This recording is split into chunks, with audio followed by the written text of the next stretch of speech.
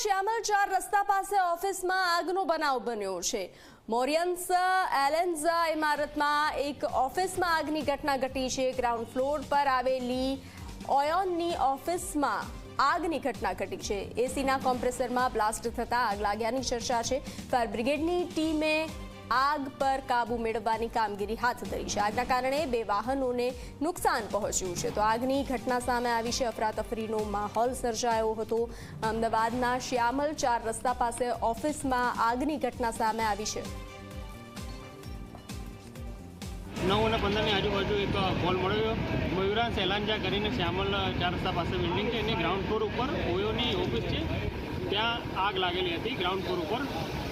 જે તરફ કામગીરી આગ બુઝાવવાની ચાલુ છે અને મોસ્ટલી કંટ્રોલ છે। આગ કારણ શું છે? આગનું કારણ હજી સુધી જાણવા નથી મળ્યું, પણ પ્રાથમિક દ્રષ્ટિએ શોર્ટ સર્કિટ હોઈ શકે। એસીમાં પણ છે એવું હતું? એસીની અંદર આગ છે, એટલે આગ લાગવાનું કારણ મેન પેનલ જે છે ત્યાંથી આગ લાગવાની શરૂઆત થઈ છે। એટલે પૂછતાછ કરતાં એટલું જાણવા મળ્યું છે કે શોર્ટ સર્કિટના કારણે આગ લાગી।